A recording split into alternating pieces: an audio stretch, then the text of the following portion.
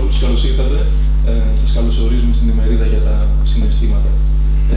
Θα ήθελα καταρχάς να δώσω τον λόγο στον κύριο πρόεδρο του Μουσείου της Ακρόπολης, τον καθηγητή κ. Δημήτριο Παντερμαλή, να σας καλωσορίσει, να μας καλωσορίσει και θα προχωρήσουμε μετά στην συνέχεια της ημερίδας.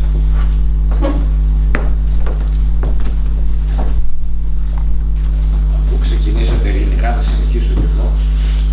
Αισθάνομαι σαν να είμαστε οικογένεια τώρα, έτσι όπως είμαστε σχετικά λίγοι, και το εκτιμώ ιδιαίτερο σε αυτό, γιατί νομίζω ότι έτσι μπορεί να προχωρήσει πολύ πιο ουσιαστικά αυτή η συνάντηση. Καταρχήν θέλω να πω ότι ήταν μια λαμπρή ιδέα από τον συνάδελφο τον κύριο Χανιώτη να ασχοληθεί με τα συναισθήματα στην αρχαιότητα, με την έκφραση των συναισθημάτων στην αρχαιότητα, και θα ήθελα να υπογραμμίσω ιδιαίτερα και να συγχαρώ τους τρεις επιμελητές της έκθεσης στη Νέα Υόρκη, τον κύριο Χανιώτη, τον κύριο Μυρονόπουλο και τον κύριο Καρτσά. Φυσικά, ο πιο τολμηρός ήταν το Ίδρυμα Ωνάση που υιοθέτησε αυτή την έκθεση, η οποία είχε μεγάλη επιτυχία στη Νέα Υόρκη. Νομίζω ότι έγιναν και πολλές παράπλευρες εκδηλώσεις και παρουσιάσεις. Εμείς στην Αθήνα επίσης με ένα τολμηρό τρόπο δεχθήκαμε, και ειδικά η κυρία Iossif και η κυρία Panagiotis μας πρότειναν να γίνει έκθεση στο Μουσείο Ακρόπολης περίπου 50-60 μέρες πριν από την προγραμματισμένη έναρξη. Ήταν βέβαια ένας χρόνος πολύ πιεστικός. Αυτό που προσφέραμε εμείς ήταν να υλοποιήσουμε το εκθεσιακό πρόγραμμα της Νέας Υόρκης, δημιουργώντας ένα κάπως διαφορετικό σκηνικό μέσα στο μουσείο. Ένα σκηνικό το οποίο χαρακτηρίζεται από μία φτερωτή με λάβαρα, τα οποία έχουν το κόκκινο χρώμα, αλλά έχουν αποχρώσει του κόκκινου χρώματος από το ανοιχτό έως το σκούρο, για να δώσουν την αίσθηση της ποικιλίας των συναισθημάτων, και αυτό το εγκλείσαμε σε ένα πλαίσιο το οποίο είναι γκρι και το οποίο αφορά τον ορθό λόγο. Δηλαδή βάλαμε τα συναισθήματα, τα εντάξαμε μέσα στον ορθό λόγο που τελικά επικρατεί.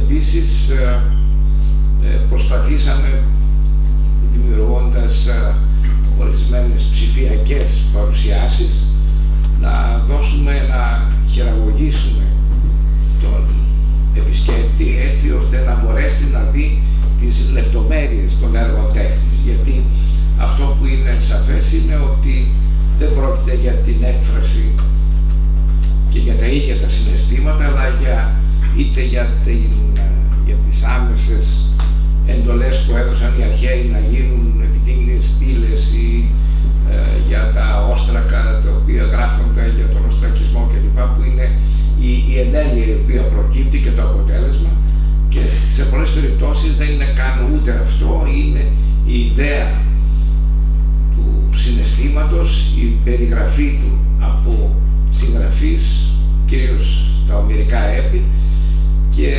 στη συνέχεια η αποτύπωση, όπως πιστεύουμε συνήθως, στη μεγάλη ζωγραφική και μετά από τη μεγάλη ζωγραφική στην αγιογραφία.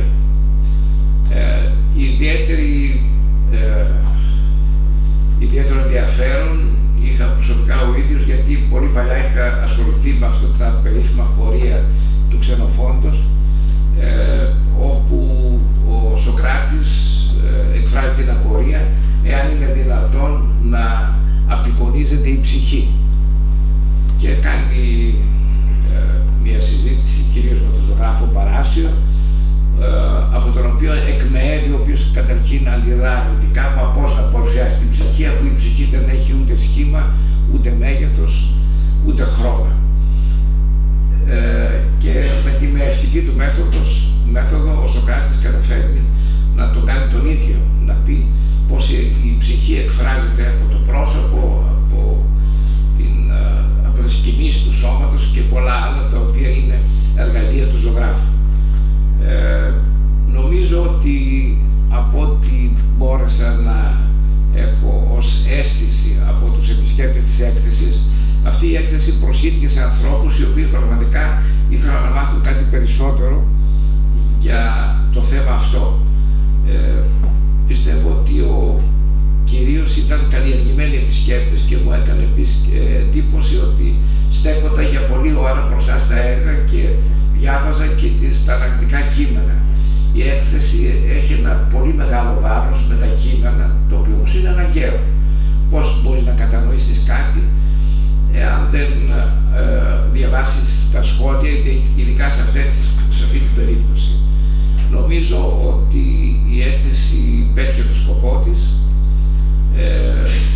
Η συνεργασία μας με το Ίδρυμα Ωνάση είναι συνεχής, έγιναν και πολύ πετυχημένα παιδικά προγράμματα. Τελικά ήταν εξαιρετικά θετικά τα ως τώρα αποτελέσματα και πιστεύω ότι θα είναι έως το τέλος. Ευχαριστώ τον κύριο Iossif που είχε την πρωτοβουλία να επικοινωνήσει μαζί μου ώστε να οργανωθεί αυτή η εκδήλωση. Νομίζω ότι το να δει κανείς τα συναισθήματα και από άλλες πλευρές, αυτό το πλησίασμα των συναισθημάτων από πολλές θέσεις βοηθάει εξαιρετικά. Είναι ένα καινούριο κεφάλαιο. Πάντοτε βέβαια μιλούσαμε για συναισθήματα στον αρχαίο κόσμο, ποτέ όμως συγκροτημένα και συνθετικά, όπως τουλάχιστον προκαλεί αυτή η έκθεση για τους ειδικούς και τους μη ειδικούς. Επίσης και τις άλλες δύο σχολές θέλω να ευχαριστήσω, την Ολλανδική και την Νορβηγική, και εύχομαι να πάνε όλα πολύ καλά. Είμαι σίγουρος για την επιτυχία αυτής της συνάντησης. Ευχαριστώ πολύ.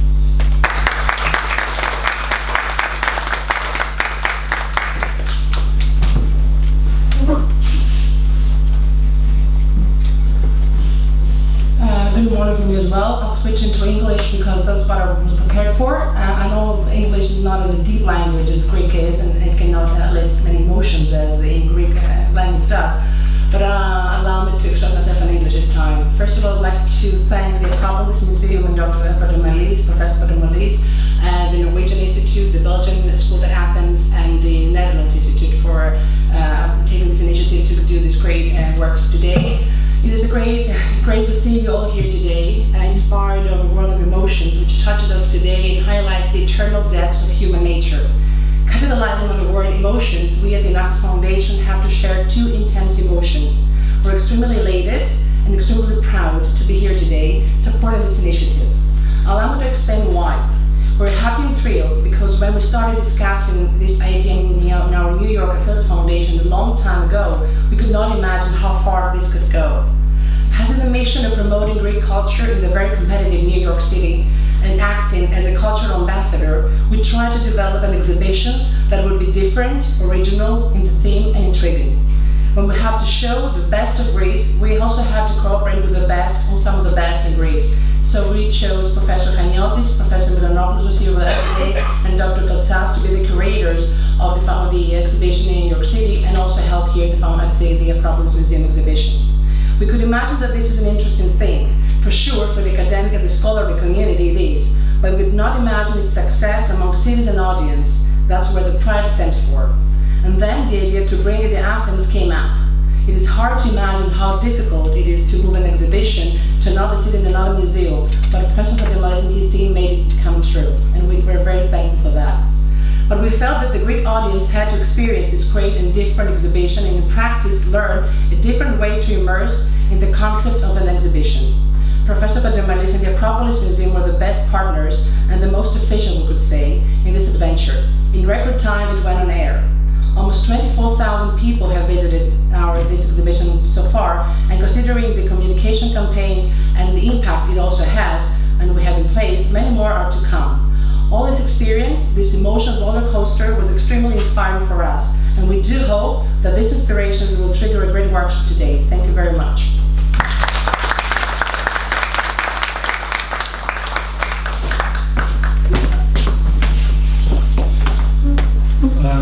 In my turn, on behalf of the Belgian School at Athens, I would like to welcome you all to this one-day conference on emotions. It is a great pleasure to be associated with such prestigious partners like the Akropolis Museum and the Iossif Foundation.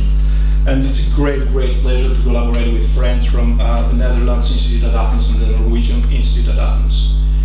When we first started working on this project of this workshop in early summer with my Dutch colleagues, we weren't aware of the arrival of the exhibition in Athens, and when we learned this happy coincidence, we considered that the Akropolis Museum should have been the ideal context for the event. Professor Pandermalis immediately accepted our proposal, as did Mrs. Panagiotis of the Iossif Foundation. Both are to be thanked, as well as my colleagues Amy McCree and Dr. Delia Georgiaki for their precious help. And without their help, this event wouldn't have been possible. Last, but certainly not least, I would like to thank the director of the Belgian school, Professor Jan Driessen, for accepting this conference in our yearly program at the very last minute, and his support throughout its preparation. It is a pity he cannot be with us today due to obligations back in Belgium. I wish you all a great day. Thank you.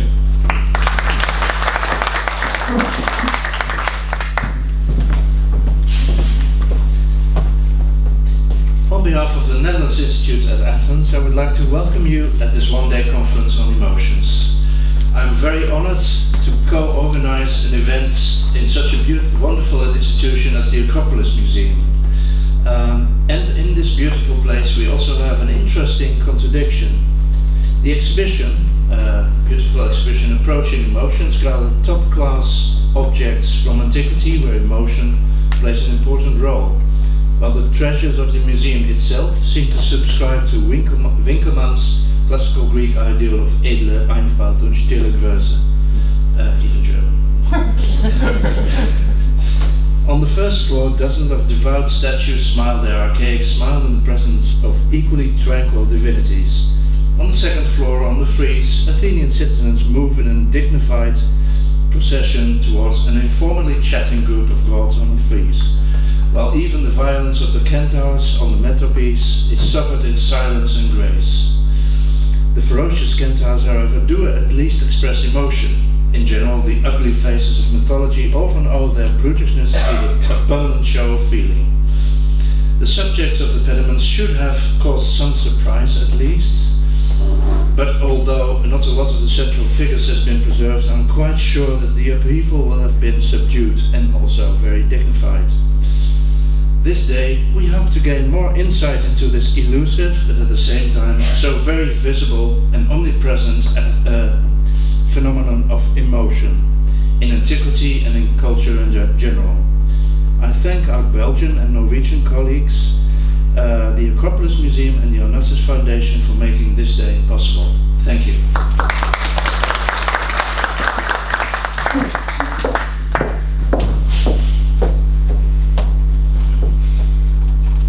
Ladies and gentlemen, the Norwegian Institute at Athens is very proud to be co-sponsoring this conference, Approaching Emotions, Interdisciplinary Perspectives, and to do so jointly with the Belgian Institute at Athens and the Dutch Institute at Athens.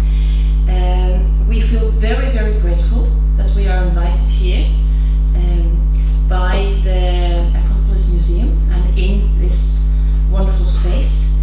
And we also want to thank the sponsor, the Iossif Foundation. And so this brings us all together here. And it will be a great day where we can reflect further on this critically acclaimed exhibition that has been a very big success in New York and is already proving to be so as well here in Athens. In the book The Rise and Fall of Soul and Self, authors Martin and Baresi maintain that although there were previously disparate views of the self and personal identity in ancient Greece, it was not until later that Christians needed to make sense of the post-mortem resurrection of human, that the continuous tradition of reflections emerged on kind of the self. The self is very close to emotions, and in this type of scholarship there has perhaps been less awareness or attention given to expressions of emotions in materials older than the stage when the notion of self developed. In the current exhibition, emotions are expressed, but with perhaps levels of intentionality than emotions have today, when emotions are often seen as a main source of self, or for young people even main authority in value judgments. Bodies could feel pain, heat, pleasure, longing, passion, also in the ancient world, of course. And although these emotions were related to a different kind of self-experience than a modern 21st century self, they continue to speak to us today. Ancient masks express different emotions, and to try them out must have been a way to invoke or explore different emotions. As said, the Norwegian Institute is pleased to be part of this collaboration, and we also hope that the planning process, for which I want to thank the participant from the Norwegian side, especially the Iossif, and we hope that this planning process has been the first step towards a closer collaboration of events similar to this one in the Akropolis Museum and perhaps other places around in the Institute sector here at Athens. So we wish everyone a good learning experience. Thank you.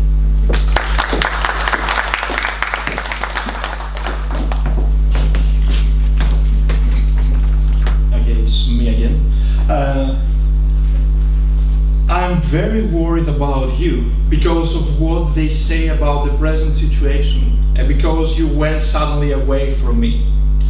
I do not touch with pleasure, neither food nor drink, but I'm continuously sleepless day and night, having just one anxiety about your safety. Only my father's care keeps me on my feet. End of quote. This letter and its wording sound very familiar and modern. What is expressed here is universal and common to all humans. In fact, this comes from Egypt, and it was written on a papyrus dated to year AD 117. Alimi addressed this letter full of anxiety to her husband, Apollonius, affectively called Adelphos, who was absent during the Jewish revolt taking place at this period. Logos is only one part for the expression of emotions. I quote, "Emotions in antiquity can only be studied through the written word, Jan," which means that a lot of information, such as facial expression made visible in painting and sculpture and in the stereotyped masks of the theater, and tone of voice are not available, and that more often than not, we study the changing terms people use to express feelings rather than the feelings themselves. Just to quote the opening lines in the recent article by Willy Clarisse. Some recent books, like the pioneer and excellent Unveiling Emotions, edited by Panagiotis back in 2012, The Doing Emotions History, edited by Susan Madden Stearns in 2014, or the equally excellent Emotions Between Greece and Rome, under the direction of Douglas Kern and Lauren Falkerston in 2015, offer possibilities both methodological and technical to go beyond the word, to use Clarisse's terminology, and unveil the emotion per se. The exhibition Approaching Emotions, first presented in New York and now present in the exhibition room next to us, are the clear demonstration that emotions can be understood not only for our contemporary societies, but also for the societies of the past. Visual elements are used to complete the word. The icon comes to complete the logos, and the emotion appears in front of us as a striking reality.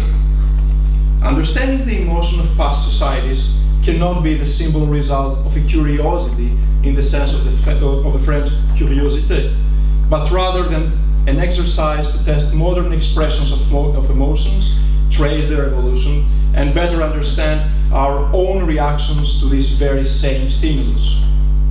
As a numismatist and historian of ancient economies, I would like to focus on the anxiety of elites and politicians when obliged to deal with debt crisis and refer to an example. The speech held by Jean-Claude Trichet, the then president of the Central European Bank, in his famous address of 12 March 2010 at Stanford is informative.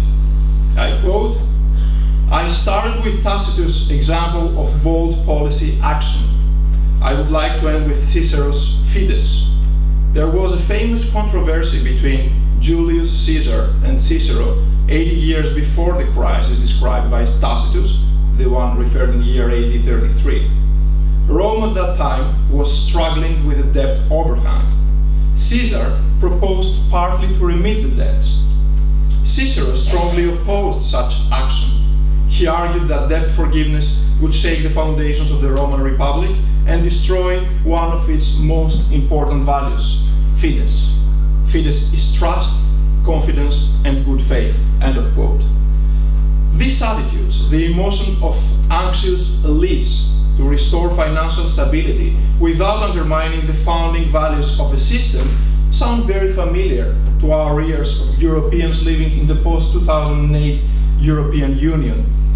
The agonia of Cicero to save the values of his dear republic by extending the same agonia of the indebted persons was opposed to the populist, in the original Latin sense of the term populares, proposal by Julius Caesar, who wished to remit the debts in order to please the plebs.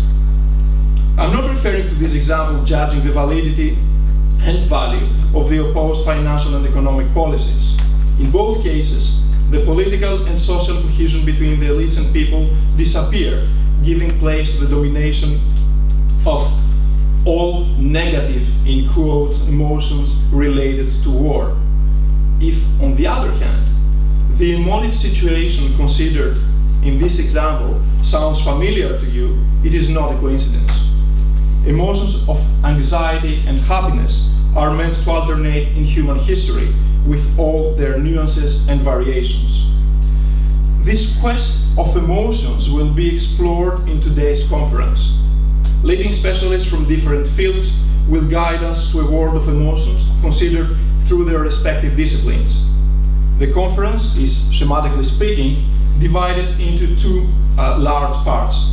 First, an analysis and approach of emotions in antiquity through visual media, philosophy, and philology. Then the second part considers emotions through the lens of social and cultural history and psychology or psychoanalysis. From past societies, we move to our familiar contemporary world. From archaeology, our original vehicle, we step on psychology after using philosophy, philology, and cultural history in our way to unveil emotions.